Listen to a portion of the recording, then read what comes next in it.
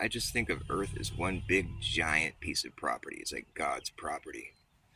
And like it's made up of a bunch of smaller properties all within that huge big piece of property. Like here's my property, here's my yard. It's just like this small piece of property. Then you have my neighbor's property, and then you have our, it's all adjoining. So we have like a bigger perimeter around all our property. And then we have like the district, and so it gets wider. And then you have like the county, and it gets wider. And you have the state, it gets wider. And you have the surrounding states, it gets wider. You have the whole country, it gets wider. And you have the surrounding oceans, it gets wider. You have the countries, bordering those oceans, it gets even wider. Then you have the countries bordering those other countries, and it gets even wider, and the oceans, and it gets even wider and wider, and there's more property being attached, and it just keeps getting wider and wider and wider, and there's just so much Earth. And I think that's all we'd ever see happen. I think the expanse of Earth just widens. And I know that sounds abstract or something, or just weird, but I mean, it's just true.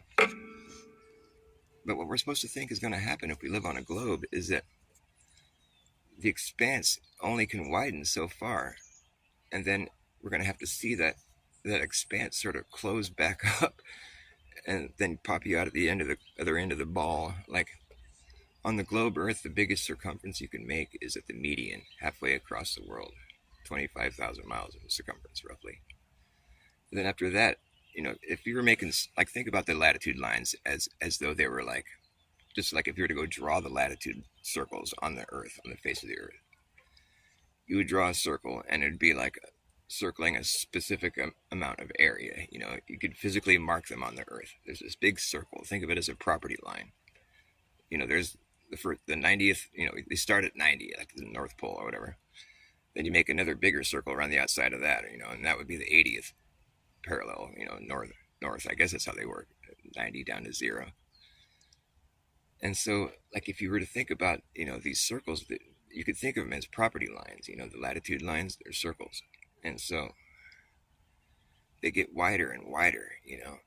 Then when you get down to the equator, that's supposedly the widest it gets.